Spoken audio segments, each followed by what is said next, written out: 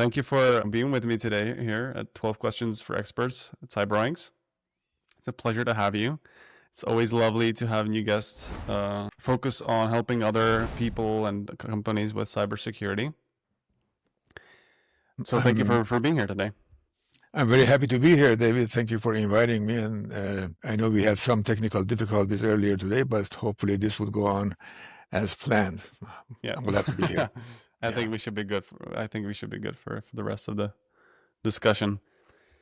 So, Ali, you are a managing partner. Correct. At IT 21st. Yes, I am. I am the managing partner at IT 21st. A little bit about myself, about who I am. I got my master degrees in computer science and electrical engineering many moons back, before you were born, probably. And started my career right after that in tech area. I always liked technology. And initially we started a break and fix type of company trying to help small businesses. But after a few years or so, I decided to go and work for a company. So I started working for this multinational software company in Santa Monica. And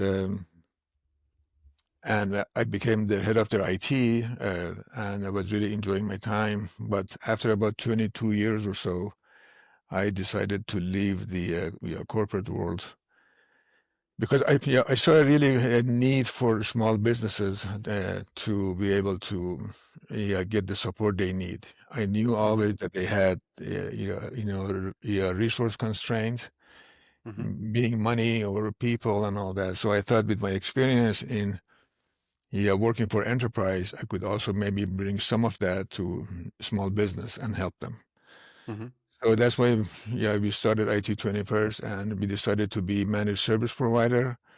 And right after about a year or so, we added that managed cybersecurity service provider, MSSP, because we saw the trend of data breaches going up. And as I said, we knew that small businesses may not have enough resources. So we tried to be their company, their IT department to help them out. And that's where we are.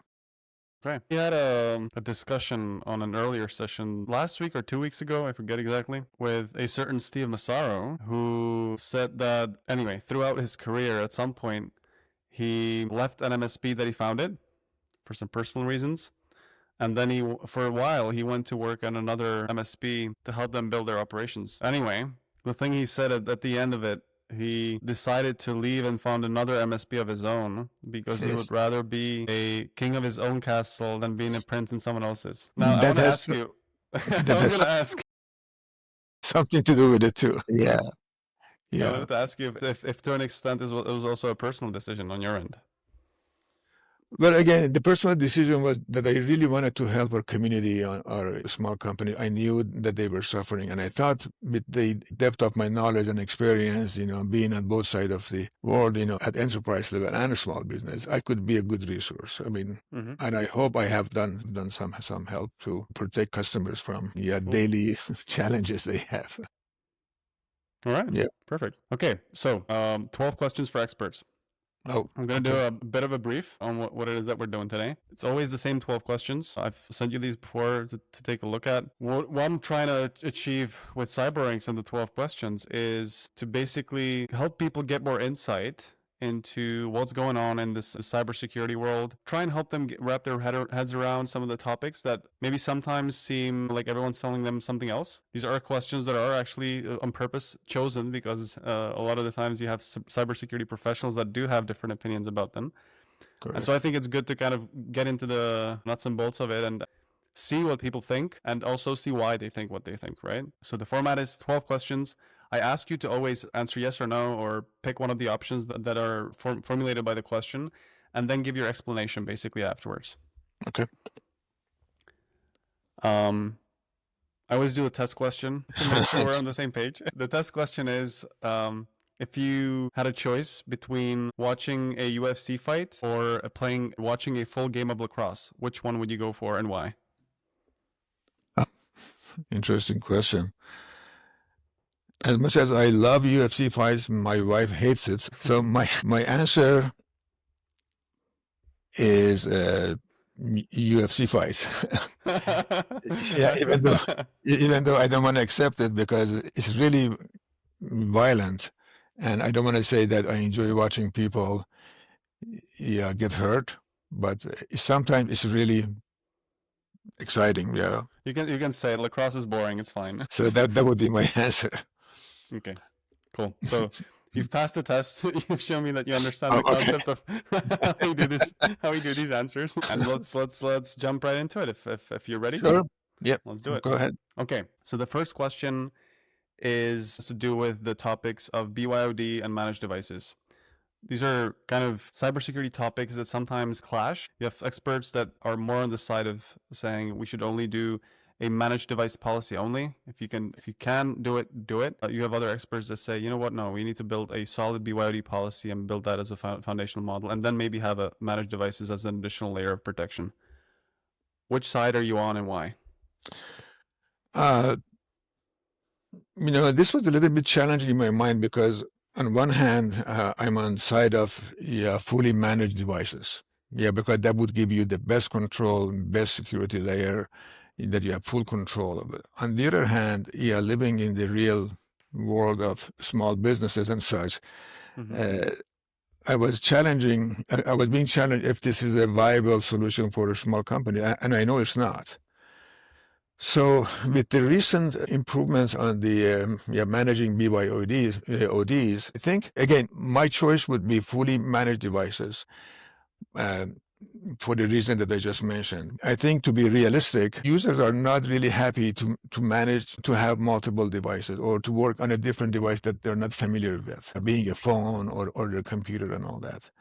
It also costs more money, for the company to provide additional hardware, maybe additional support and all.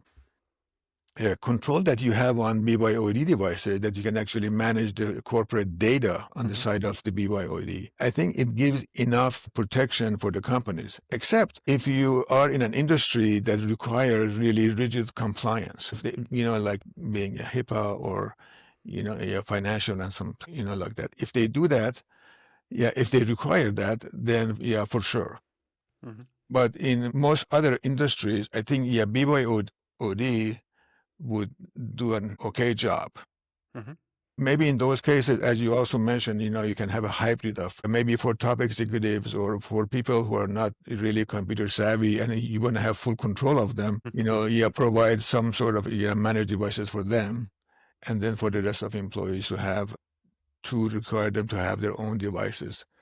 But be able to fully control that and make sure that all the policies that you have for applications and for data is in place. Yeah, because otherwise things could get really bad and hairy.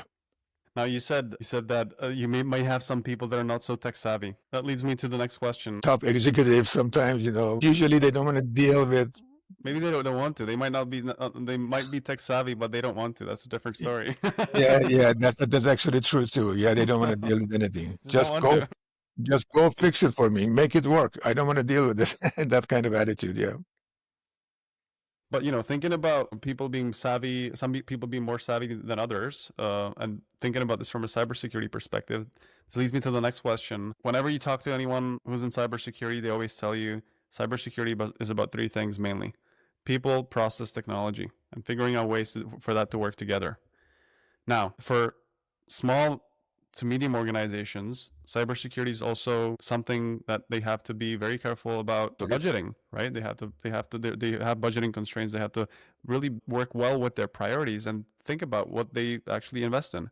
The question is, if you were to choose one of them that small to medium organizations should focus on the most, which one would you go for? Yeah, this one was easy. Most definitely people, because as I'm sure you can relate to, the people are the strongest link, or it could be weakest link in your overall cybersecurity posture, right? So all it takes, your busy day, you're doing many different things, email comes in and you happen to be expecting an email from, I don't know, UPS or something. The email is going to bypass all those layers of security that you have in place, and it's going to land on your desk, and all it takes for you to just do a click, download, enter credential, things like that, that could jeopardize the entire company, right? So it has to be like a requirement for employees to get training. They have to be training. Has to be accountability to make sure that they have gotten the training, being online or in person or even custom training. Has to be a mechanism in place to send them a phishing email to kind of gauge their awareness about all these different attempts to hack their system and be able to pass those tests and make it a full company requirement to have at least like a semi-annually test and training for that. Mm-hmm. If you have that place, as I was reading, that 80% of crime happen as part of phishing and visiting a malicious site and like that. So people play a huge role in this. They play a huge role in this. Obviously, you have to have technology in place to do some of the prevention. You have to have process, so they need to know what company policy is and what to do. But again, training people, making sure that they're aware of things that are coming from 10 different paths to hack their system. They need to know that, and that would be my choice. Yeah, 100% people. All right. Perfect. Now, you run an MSP, so the next one's actually very relevant to you, I think. From what I've seen, talking to different MSP owners and people that are working with MSPs, there's often a misalignment in expectations as to what the MSP is actually doing. An MSP, a traditional MSP, I would say, that is offering traditional MSP services, might still do things that are sort of cybersecurity-like. They might recommend that you use an antivirus here and there, that sort of a thing, right? A lot of the times on the other side is the customer who doesn't really understand, a lot of the times, the difference between IT and cybersecurity. Sure. And so this is a misalignment that I've been seeing. Now, my question is whether you even see the world this way. Is this a... Do you agree with this view of the world? Do you see that there's this misalignment? Is this a thing that's happening? And is there a need for some way to help even the customer side and even the MSP side communicate and receive more clarity, basically? Well, that's an area that's always, like once you start supporting your customer, they're going to automatically assume that anything and everything that they need or they have is going to be supported by you. Mm-hmm. Okay. And I also want to be able to tell them that, we are supporting everything for you. It's not just going to be IT, because it used to be that, as you said, we just do, simple thing, AV and updates. But when we become their IT department, as an internal IT department should be responsible, we are the same thing. We are responsible for your cybersecurity issues as well. So we have tried to bundle our services, into one that also includes all the security services in there.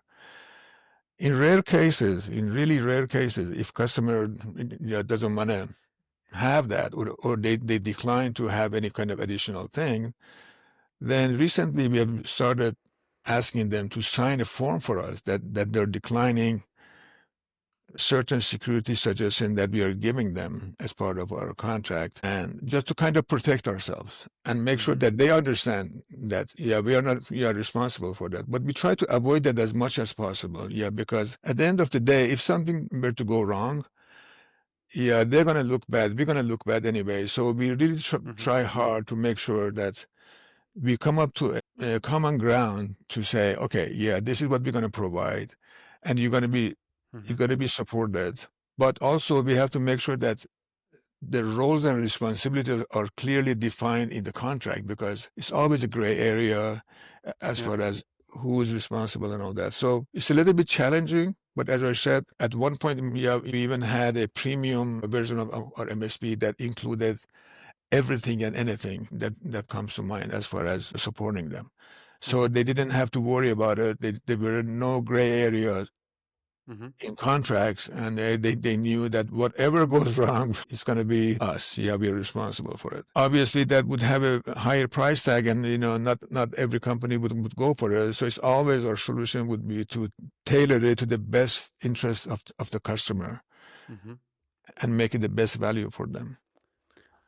I think I find one thing really interesting about what you said, which is the reputational part, because when a lot of these conversations that I've been having with these questions, it sometimes leads more to the contractual side, which I think is important, right? It's always about what's in the contract. Sure. But I think this is a very interesting viewpoint, is the effect a negative situation has on your MSP at the end of the day. You know, if something goes wrong, it's gonna affect you regardless. So that's I think Correct. it's a very, very interesting thing to kind of highlight here, I think, just Yeah. if I may.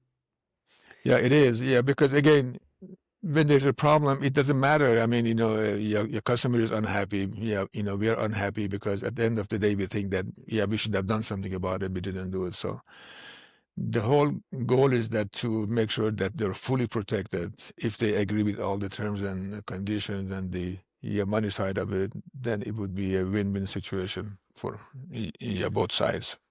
This is very valuable also for other MSP owners, by the way, and other MSP people to listen to and kind of think about, like, what does that mean for them? Like, how do they perceive risk? What do they Sure. think about it? Because this is a very fundamental thing to kind of consider.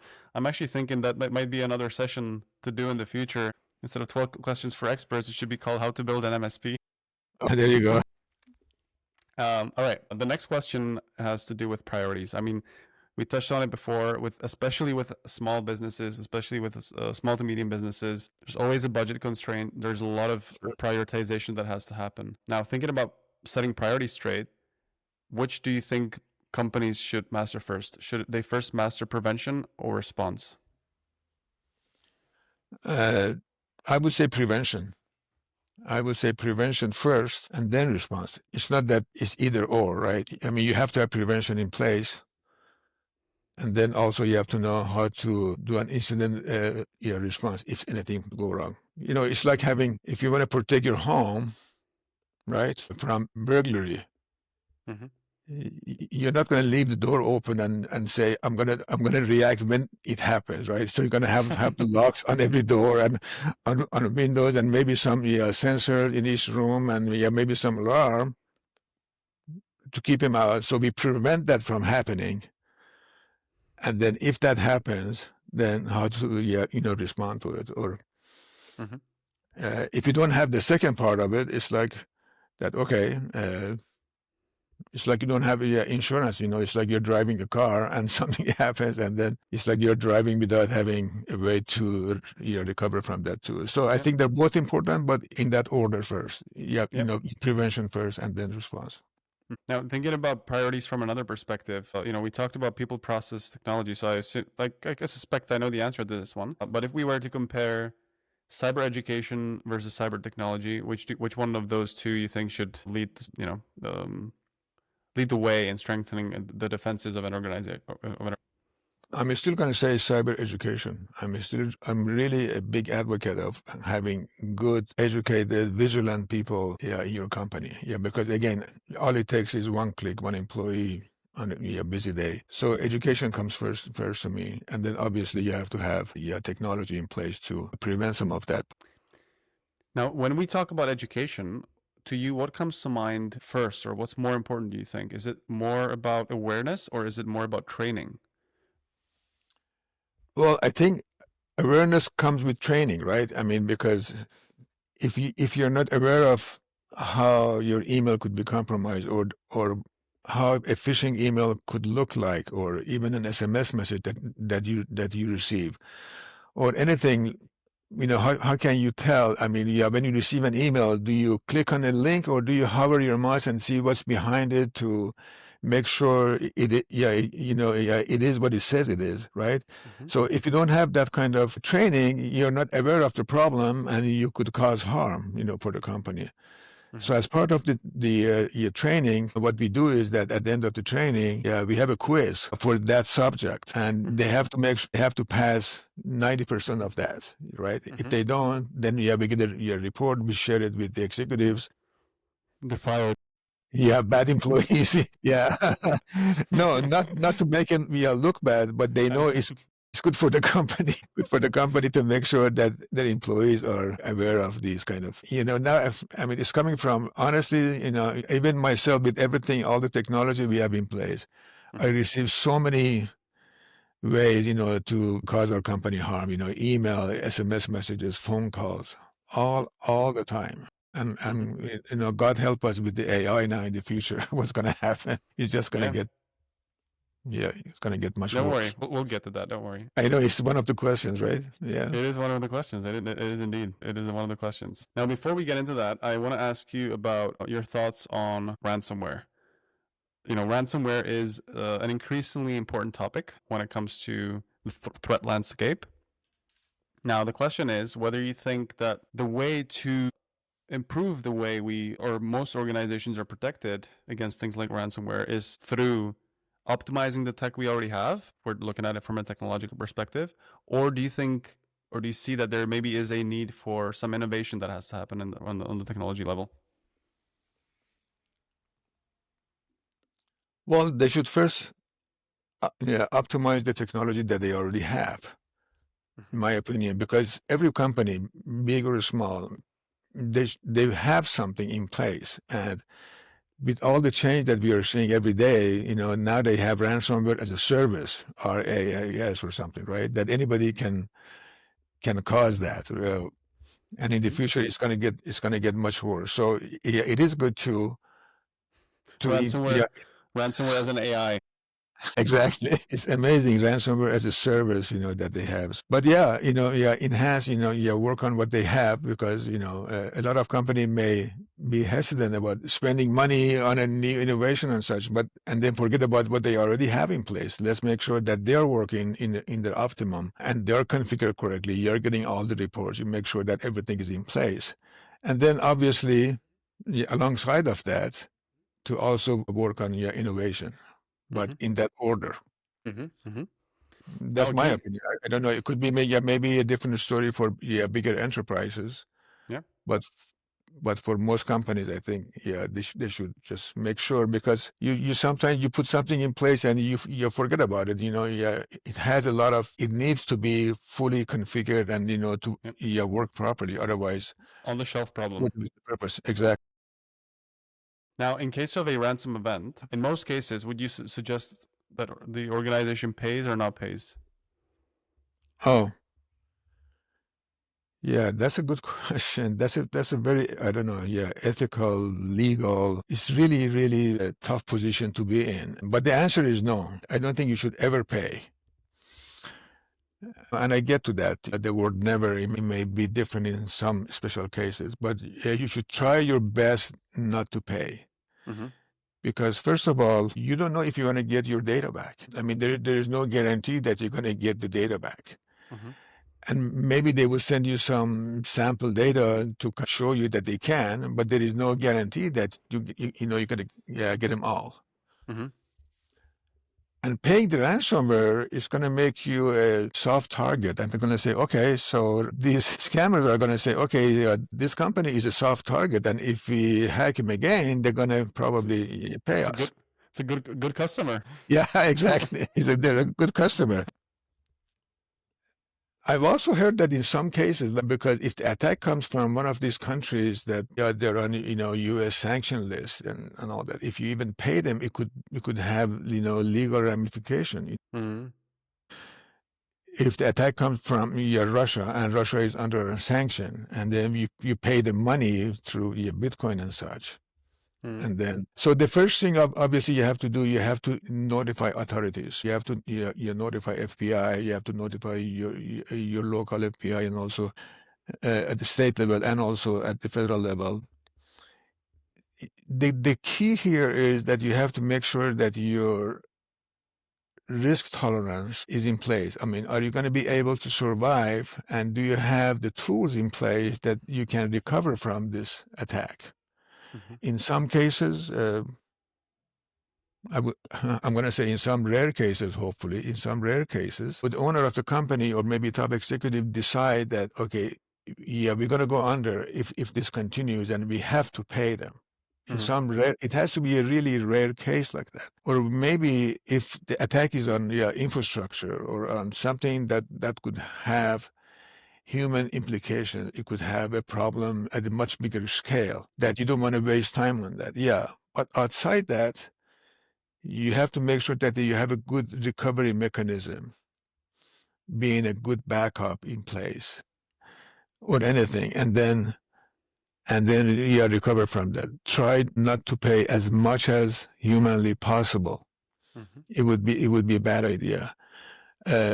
Another very, very important part of this is that you have to do a root cause analysis. You have to exactly understand where the threat came from.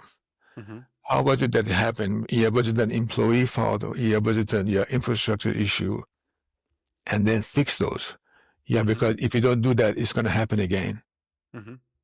So never pay unless special cases, being something about infrastructure, that's something that involves human lives maybe, or if you don't really have a good recovery plan and you know you're going to go under and you choose to pay them. But again, I'm totally against it, because you're encouraging bad behavior. You're encouraging them to continue doing this. Now, in case of a breach of any sort, in a organization that has an MSP, and I will say that an important note here, that is providing cybersecurity services to the customer, who do you think should bear the cost in case of the breach? Should it be the MSP or should it be the organization? You mean cost of fixing the environment? Well, it all has to do with the way terms are written in contract. Even though you are providing cybersecurity to the customer, prevention to the customer, also customer bears some of that responsibilities, right? So if they say if you have enforced using MFA or 2FA, and they don't want to do it because it's complicated, it's annoying for them. Or if they don't follow the process that you advocate and you say it has to be done this way, outside the standard stuff that you do, you're protecting the endpoint, you're doing all the patches, you're doing all the updates and all that. Some of that is still relies on with customer, right? What to do. But again, it's a gray area that would cause a legal fights in some cases, right? So, if the contract is written really clearly, like even have different scenarios in there, it would be the best. But now let's just for the sake of the argument and the understanding here, let's say the customer has done everything the MSSP has said. Right? They've done all that they were supposed to. Of course, it's always whatever's in the contract is in the contract, right? I guess maybe let's rephrase the question a little bit. What would you suggest customers should look for in the contract? What do you think should be in the contract in your point of view? Does it make sense ever at all for there to be responsibility and also a financial responsibility in case of a breach on side of the MSSP? Well, it's a multifold, right? Because as an MSP company, we carry errors and omission insurance for your data breaches, E&O. And also more and more nowadays, your customers are being asked by their cyber insurance companies to have cyber insurance. And in the contract, are you asking what the customer should hope to see in the contract? Yes. That's what I'm aiming at, basically, yes. So let's say I'm a customer, right? And I'm in a position where I'm saying, hey, so I think it's time to get an MSSP. I'm thinking about cybersecurity. I'm going to do a bit of I'm going to look around. I'm going to start talking to MSPs and I'm going to start seeing, okay, what's out there? What's the thing that I should be expecting and should be looking for as a benchmark, let's say, when it comes to the situation of in case there is a breach and there is a cost associated with the breach? Well, MSP wants to protect itself as much as possible too, right? So if the customer asks to have a specific clause in there that provided we do everything that we are being told to do and we show you, then MSP will be responsible. But on the MSP side, MSP should have a clause that if the root cause shows that it was during the negligence or misconfiguration or something on our part, then we accept the responsibility. Okay. Yep. Right. Yep. Because again, it's a very difficult situation, when that happens, because everybody's going to try to finger point at each other that it wasn't us, it was you. But it has to be really detailed level. Look into it. Analysis. Especially, for that reason, for a little bit bigger organization, it's good to have like a SIEM solution that you can get logs aggregated from all different sources to exactly understand how this happened. Because if it gets to a legal case, then you need all the forensic to show that you did all your due diligence and it was still happening. Because even much bigger companies or government agencies and all that, they get hacked, right? Yeah. And also, I guess one important thing here, even if you do everything right, that doesn't, guarantee. It's not 100%. Yeah, cybersecurity prevention is never 100%. It's the best effort at everything. Yeah. I like the word negligence here. I think that's a really good word. I just want to put that out there. Okay, that's good. Okay, you mentioned credentials and just sort of phishing being a very, very important vector of attack and something that companies have to be wary of. This brings us to passwords, a topic that's very close to my heart. Yes. I want to ask you about password policies. In your opinion, how frequently should passwords be changed to make sure that the company's as secure as possible? You may be surprised to hear this from me, but my vote is that hardly ever. Okay.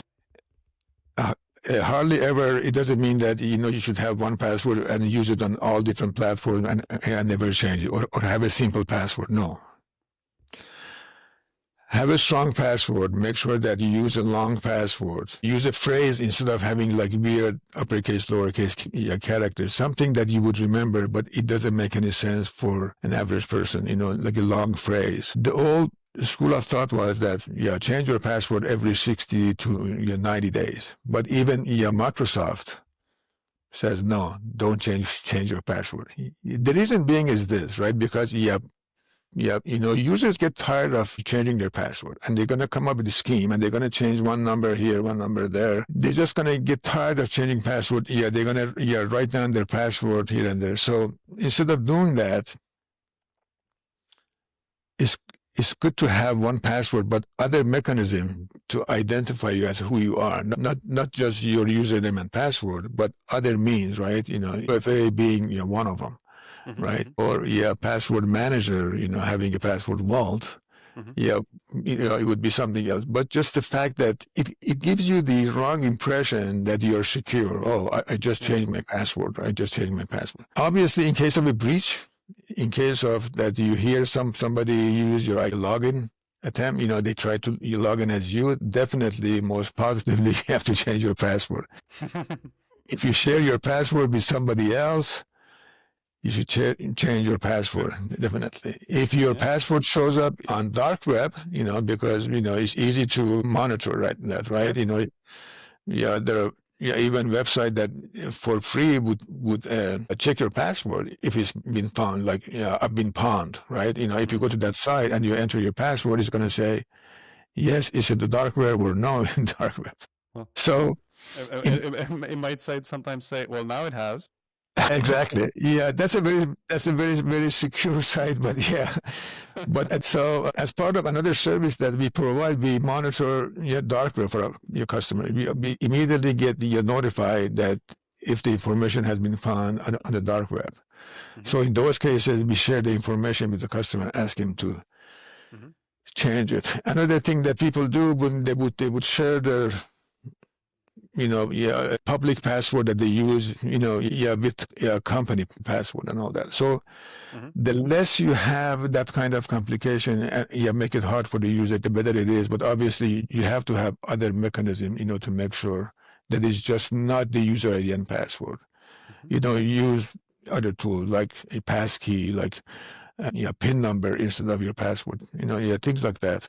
So that actually brings us to the next question, which has to do with liability. And the question is, who should be held accountable? And I've rephrased it a little bit, if you notice, because it hasn't been phrased very well. But who should be held accountable in case a user is given a password that secures access to systems for the organization, and they reuse the password for another one of their accounts somewhere on another website, and then because of that later leads to a breach? Is that the user's fault that they've done that? It is the user's fault. I mean, it's their fault, but should they be held accountable, I guess is the question. They should be held accountable if other tools are in place, like their cybersecurity training and making sure that they're aware of it, or having a company process or policies and procedure that they were told not to do and they still did it, then But if the company is wide open, there are no process in place, and they do that, they didn't know any better, that would be tough to blame them for it. Yep. But you have to make it you have to make a point that they know how important that is. How important that is that you don't reuse your password, how important that is that you keep your password safe, don't share, and all that. So that all comes with education, with training, and having, obviously, your process in place at the company level. I have two more questions. They're more like about trendy topics, I would say. The first question has to do with maybe not so trending anymore, I don't know. It's been replaced by the second one that we're going to talk about. And the first one is zero trust. Zero trust has been zero trust. Zero trust, yes. Zero trust. Zero trust. Networking architecture. Yeah. It has been all the craze last few years. My question is whether you see it more as a buzzword that's kind of reiterated things that we've already known for a while and just hasn't really brought anything new and important, or whether you see it as a fundamental security strategy that any business at any level should adopt. The latter, for sure, 100%. Zero trust security and zero trust network is the way to do it. It used to be that as long as you're inside the boundary, as long as you're inside the perimeter, it's all good. You have access to everything you need. With zero trust, you say you never trust. You always verify. Never trust any device. You never trust any ID. Never trust any user. And always verify. And not just verify if they're inside, they verify every single time. You verify that they are who they say they are. Are they using the proper device? Has the device been registered? Are they at the correct location even? All that, because you're never going to trust anything and anybody. Also, you do, what do they call that? You do micro-segmentation on your network. You assume that a breach has already happened. Your network. It used to be that, you would have a flat network, right? Ransomware hits one machine, it spreads like wildfire, right? Lateral move, it goes everywhere. Very bad design, right? So segmenting the network and giving access to people, where they need access, it's called like least privilege access. It's not that you're inside and you have access to everything. It's like, it used to be that when you go to a castle and you pass the main door, you can walk around freely, go everywhere, right? No. There are locks, there are doors, there are barriers everywhere. So in case of even attacker, cannot penetrate your entire network. It may have access to certain areas, but not the entire network. So that is it. I think that's the main key, that everybody, even a small company, as much as it's a little bit too much work for them or expense, to try to adopt as much as possible, as much as they can. Yeah. You mentioned one thing when you started talking about when you explained your point of view on zero trust, which is never trust that device. Now, what happens a lot is device management is actually taken as is actually sometimes taken as an access control mechanism. What are your thoughts on that? How does as access control meaning? Well, what I sometimes have had discussions with security folks about is I've been asking them about what are their strategies around how they manage security, right? And how they manage access security. And then we get into, okay, so these are sort of the mechanisms that we use. These are like we have maybe a password and some MFA and things like that. And then we get to basically then get into the point of saying, hey, well, we actually have device management for this. We can't access resources from other devices than are the ones that are managed in our Intune, for example. That's only. How does that fit into the zero trust networking architecture point of view, from your point of view? Yeah, that's a good question. Yeah, because that's only one part of it. That conditional access, one pillar of that is that you're using the right device. That's one thing. And then it's your identity. And then is another layer, right? So when I say don't trust the device, it doesn't mean to say that just the device by itself. Yeah, yes. I mean, there are means for you to verify that the device and the identity and the authorization level, it all matches that device and the location, and then you allow access. Yeah. Yeah. I mean, when thinking about cybersecurity, it's always about layering, right? Yeah, exactly. So it's not just one. I like the idea of not having one control relying on another control, basically, right? On the functionality and the successful functionality of another control. Now, another big topic that's replaced zero trust, I think, to an extent, in the trends race or whatever, is AI. Now, I mean, it's one of those buzzwords. Like, what is AI? What do you even mean?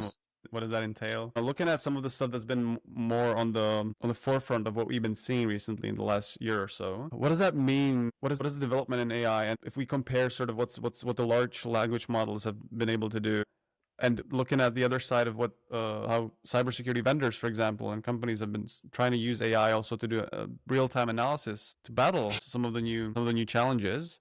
What is your outlook on this? Do you see this as maybe in the long run for the cybersecurity world? Do you see it as more of these developments as more of a force for good, or do you see that it's maybe going to have more negative effects? Well, it definitely is.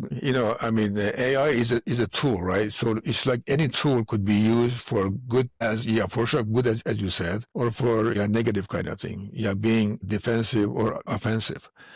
But overall, I think that AI is going to help cybersecurity prevention. I think, with the help of AI, that can manage vast amount of data, can analyze a vast amount of data coming from all over the globe, seeing the trend, understanding users' behavior, what's considered normal, what's considered abnormal user behavior. It can actually make really intelligent decision on on preventing attacks, right?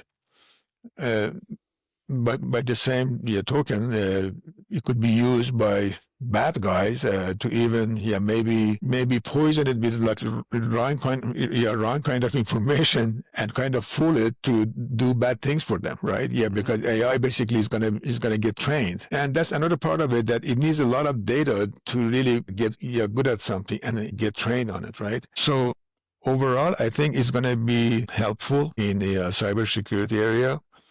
But as tools are being made, they're all going to use AI. And again, all the bad guys are also going to try to use that. I don't know if you heard about what happened with an imposter, Marco Rubio. Did you hear that? Marco Rubio, was it the Ukrainian minister, or was that something else? No, Marco Rubio, yes, somebody used AI to clone his voice and it started calling, yes. And it started calling top government official and sending SMS messages. really, and they have no idea who and how it was done, but it was done. It was done like a couple of days ago, and it's really scary. So we always have to try to be one step ahead of the bad guys. So it's like a continuous challenge to stay on top of the game. But overall, me as thinking always positively about issues in my life, I think AI would be a good thing for us, for all of us. Hopefully doing more than just creating funny videos and things like that. But now it's cats and fishing. Yeah. Cat videos and phishing emails. Exactly.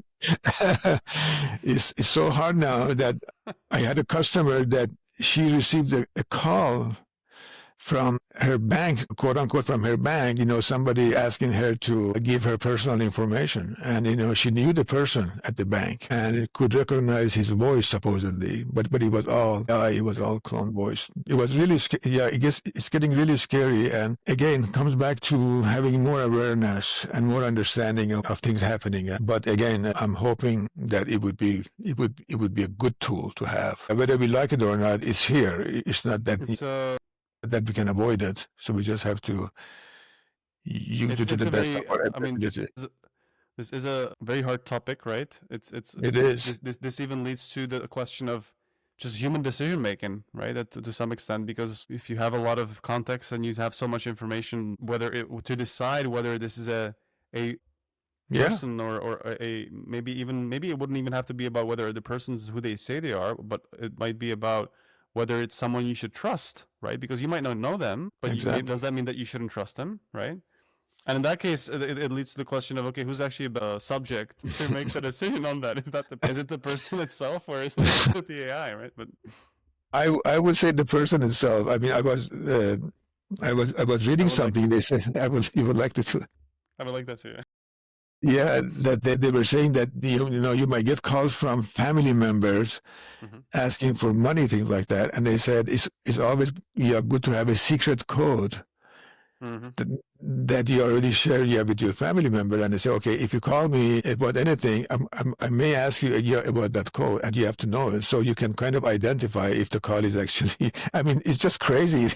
It's just getting crazier and crazier every day. It is, and it's also not functional, by the way. Yeah. Because it's a symmetric secret. So if who starts? Yeah. Exactly. Who's going to start that? It takes 2 attempts. Okay, it's not going to take 1 attempt. It's going to take 2 attempts. It's not that much. It's crazy, man. It's crazy. Yeah. All right, man. Thank you so much. Thank you. I was going to say again, it all has to do with being aware, how much you're aware of what's going on around you. And it's really hard to expect average person to know that. I mean, we are in this field and we deal with it every day, but average person, they may not be as aware. So it's hard for them. Absolutely, it is, yeah. Now, if you had, as a final remark sort of a thing, if you had one advice that you would like to give to SMB owners or just SMBs in general, what would that be? What would that one advice be if you one could say one thing that you would like them to take away and think about when it comes to them thinking about cybersecurity and what kind of things they should do when it comes to the way they think about managing cybersecurity? What would you tell them? My suggestion would be that don't think of IT as being a cost center, being a money that you are throwing out. Make sure that you have a system in place that can protect your business. If you value your business like any business owner, you have to think about this ahead of time. Every year you have to know that you're going to spend this much money on IT because it is important for you. It is important for you to have a good recovery. It's important for you to have backup. It's important for you to have employee training. Some people see IT always as being an annoyance and cost-related things like that. But overall, like as a business owner, I'm sure they have spent a lot of time and money and sweat and blood and they want to see it successful. So it would be really good for them to understand the importance of it. It's not like the old days. It's not like the old days anymore. It's very dangerous out there and it could happen. It's not a matter of if it happens to me. It's a matter of when it would happen to us. So you have to be ready for it. All right. I think. Well, thank you so much for that advice. Thank you for answering the questions. Thank you for having me. I learned something new again. I'm always surprised at how much new stuff I learned. Well, not surprised, but it's great to see how much new stuff even I can learn going through these interviews. Great. I'm I'm happy going to to be hear doing that. other sessions in the future. Sure. Be great I'd to be more have you than happy to join it. at some point. There's, by the way, if you have any ideas, any suggestions for what we could do as sort of topics in the future, I don't want to continue doing only 12 questions for experts, but bring on other topics. One idea that Sure. I've had was maybe doing like a roundtable or something like that, where as Oh, people that'd be that great. have attended, right, could have discussions Yeah, on pre-selected topics in advance. So if you enjoyed today and you'd like to do this again, I sure did. I invite you to join me for that at some point in the future. Thank you I so much, sure Ali. did, David. Yeah, thank you so much for your time too. Thank you. Thank you. Of course. Thank you. Bye-bye.